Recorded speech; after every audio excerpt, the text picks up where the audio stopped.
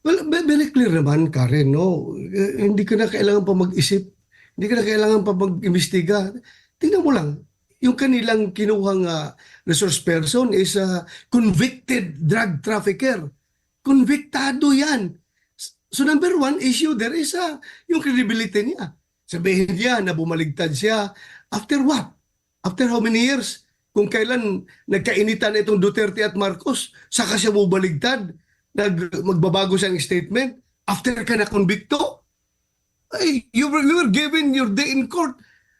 Dumaan niya sa matinding trial yung kanyang kaso. Never nabanggit yung pangalan ni Pulong at ni Manscarpio.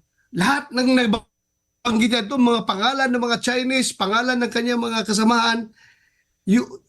Guban, I tell you, hindi ka makalusot sa akin. Hindi ka makalusot sa akin. Tingnan mo basahin mo yung committee report ni Senator Gordon. Very clear yung kasalanan mo doon. At wala kang binanggit doon na Pulong or Manscarpio. Never ka nagbanggit doon. Tapos ngayon, you are singing different tune. Wow.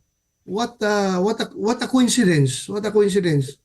But Senator, what makes Guban less credible than, let's say, the convicted felons that were used against former Senator Laila De Lima?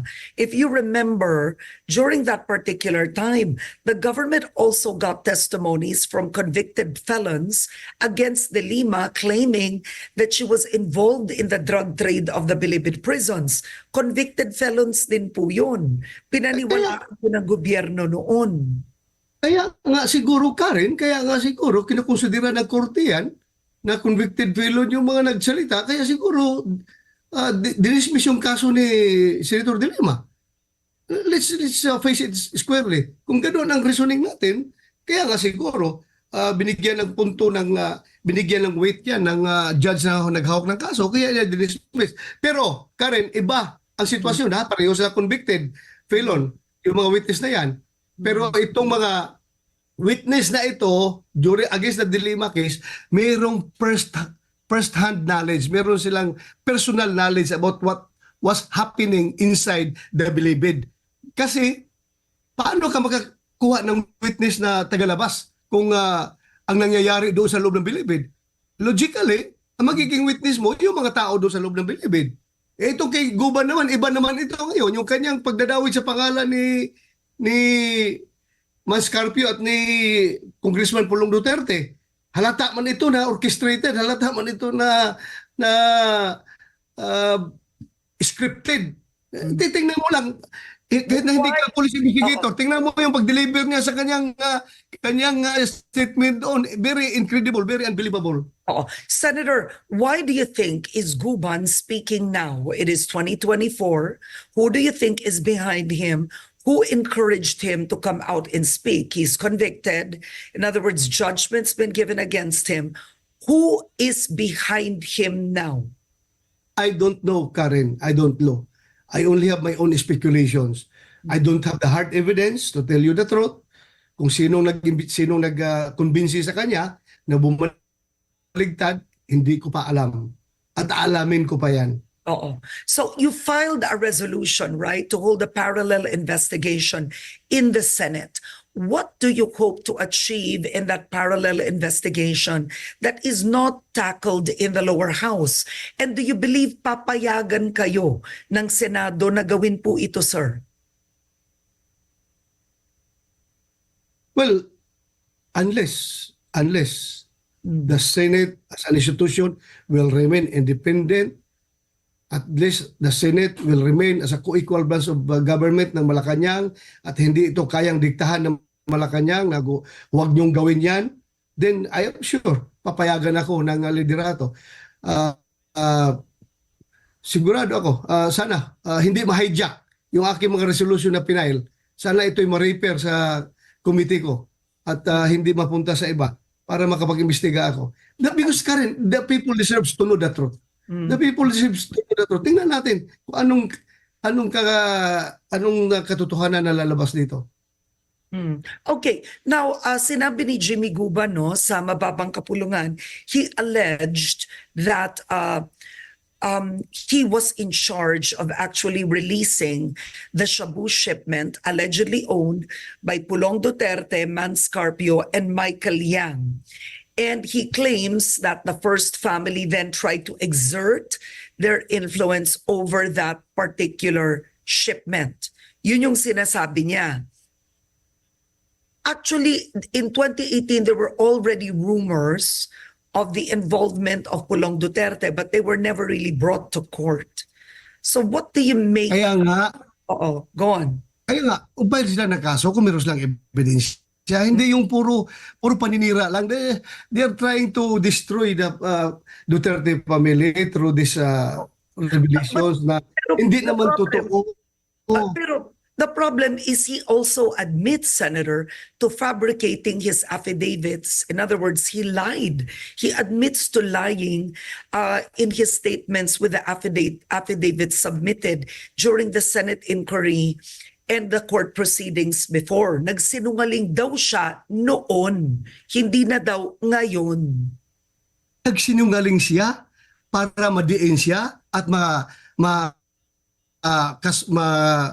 makonbikto siya?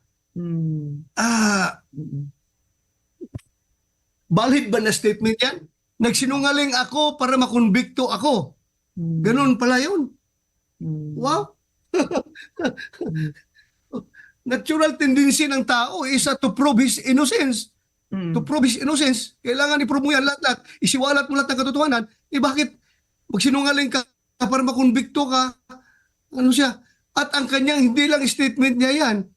Yung mga inimbestigahan ng Blue Ribbon Committee ni Senator Gordon, kasama doon si Colonel Acerto, kasama doon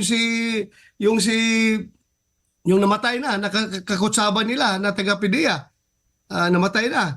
At lahat ito ay kinukonsider lahat. Paano naka-come up ng committee report at paano nakasuhan, lahat yun na-consider lang.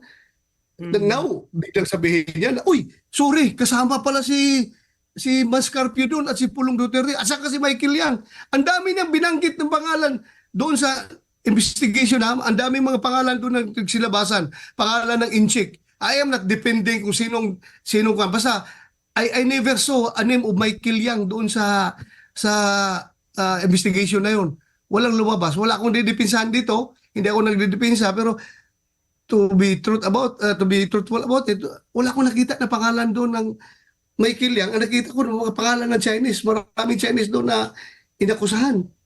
Okay, so Senator, could Jimmy Guban, is it possible that he was scared for his safety? I mean, during that time, President Duterte was very popular and powerful. Alam mo naman sa Pilipinas, panahon ng sinasabi nila, could it be possible that he was afraid to tell the truth then?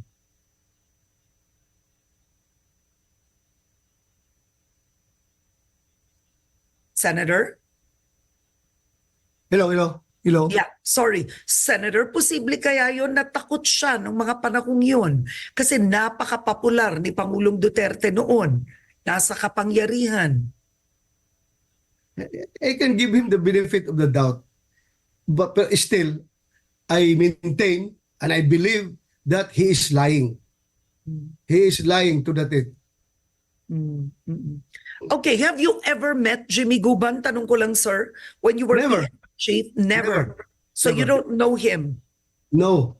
From Adam and Eve. Never. Okay. And he does not have ties to the former president because matinding posisyon din ang pagiging intelligence officer ng customs. I don't know. Imbestigahan niyo yung background niya, kung saan siya galing, sino nag-appoint sa kanya.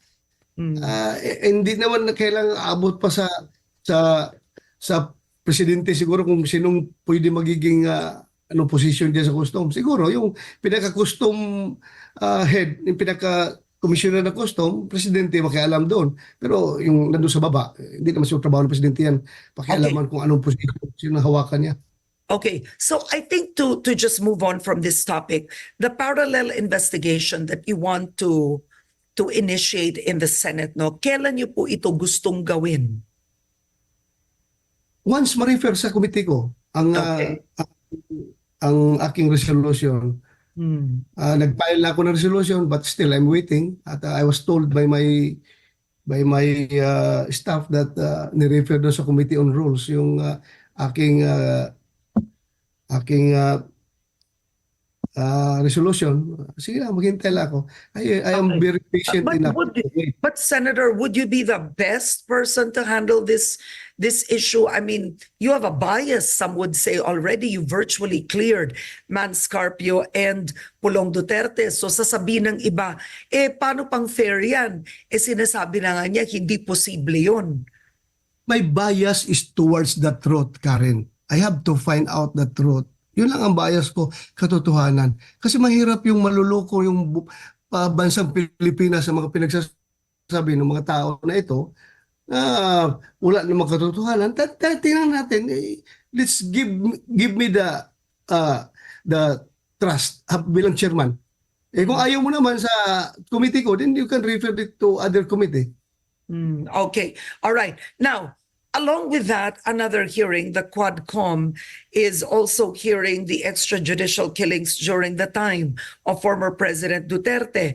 And I wanted to ask you, Representative Dimaporo has said that your objection to the hearing in the lower house is already a possible admission of guilt. Yun ang sinasabi ng mga mambabatas doon. What are your thoughts? Ang galing naman nila, no? Mambabatas na sila. Sila pa ang judge, sila pang hurado. Nag-overreach na sila sa ibang co-equal branch of government. Okay lang, kung i-opinion nila yan, sige lang, opinion nila. Let them prove their opinion. Okay, you've made a decision not to go to the lower house hearing. You've said that before. Senate President Cheese Escudero says you don't have to go, right? You don't have to attend these hearings as well. But palagay nyo, anong kalalabasan when these hearings are supposed to be in aid of legislation? Anong posibleng kalabasan nung hearing sa mababang kapulungan, Senator? I don't know, Karen. I don't want to speculate, no. Let them do their job. Trabaho nila yan. Gusto nilang gawin yan. Then, hayaan natin sila. Basta wag rin nila akong pakialaman sa gagawin ko rin na. Oo. All right. Another question for you, Senator, is let's move on to the issue of the arrest of fugitive Apollo Kibuloy. Are you still there, Senator? I think we lost him. Senator, now you do plan to hold a hearing also on the alleged, what was described to be an overkill, right, on serving the arrest warrant of fugitive Apollo Kibuloy. Is that correct? Yes. Okay, what is go on. Si again, Karen? Si again, please. Plano niyo pong magkaroon ng hearing tungkol doon sa pag-serve ng arrest warrant kay Apollo Kibuloy. Tama, sir? Yeah, ongoing na po, Karen. No? Nakadalawang hearing na kami. Nakadalawang hearing na. All right. Ang tanong ng ilan dito is it wise to spend the people's money on this hearing considering one, Apollo Kibuloy is a fugitive. He's an accused sex offender. He's a human trafficker. That's the accusation. Hindi lang ba dapat talaga ay talagang gamitin ang lahat para maaresto po siya, Senator? Karen, we are not investigating kung mayroong kasalanan si Pastor Kibuloy o wala. What we are investigating, my committee is investigating, is the allegation that there was an overkill ng police operation ng pag-serve ng warrant of arrest sa 4 na different locations kung saan meron pang 2 taong namatay dahil nga na-stress doon sa ginawa nilang operation na nasiraan ng bait yung isa. Namatay yung 2 namatay doon sa operation.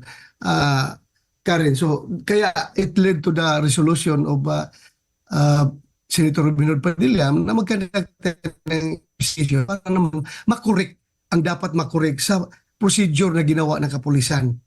Yun lang naman ang inimbestigahan natin kung tama ba ang ginawa nilang pag-serve ng warrant. Meron bang pag-aabuso?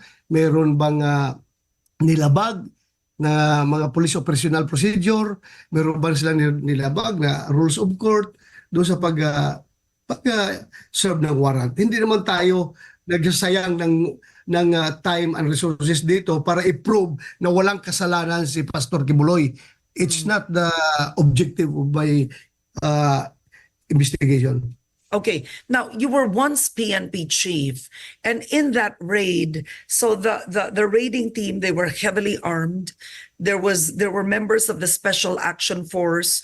Meron pang miyembro ng CIDG from Region 10, and they went to several properties of Pastor Apollo Kibuloy. So the raiding teams, I think, split. No, they stormed different areas. Based on your own experience, was that the right way to actually serve a warrant, sir? It's not the right way. Ano Para sa akin. dapat, Senator, Because ang nangyari? if you want to serve a warrant of arrest, klaruhin mo kung saan siya nandoon. Hindi naman kailangan kan Pastor Apollo Kibuloy be at 4 different locations at the same time. He is not omnipresent in all those locations. So siguruhin mo yung impormasyon mo kung nasaan siya, then doon ka mag-serve ng warrant. Hindi yung 4 na location pupuntahan mo para ka na nagsisearch ng 4 na location wherein they were not armed with a search warrant for that purpose. So yun lang. Ako ka rin. Since merong warrant si Pastor Apollo Kibuloy, wala akong problema, gawin yung trabaho nyo. Basta do it in a manner na hindi kayo hindi nyo maabuso yung rights ng ibang tao, and do it properly. Yun lang naman ang gusto ma-establish ng investigation natin. No, do you know where he is? Nasa na ba si Kibuloy, sir? Hindi ko alam, Karen. Hindi ko alam. Wala pang warrant of arrest na lumabas doon. Hindi naman natin nakikita hindi naman natin nakakausap. Okay. All right. I think to close, no, we don't have enough time, but I wanted to ask you, you attended actually the budget hearing that was chaired by Senator Grace Poe of the Finance Committee. And there was a heated exchange between Senator Risa Ontiveros and Vice President Sara Duterte. Wala pa kayo nun, sir, no? Nung nagsagutan po sila.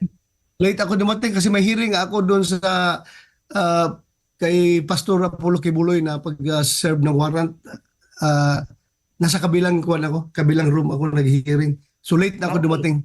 All right. So my last question is this. There's a controversy because the OVP is asking for 10 million pesos as an allocation for a book that has been authored by Vice President Sara Duterte. And the book is called Isang Kaibigan.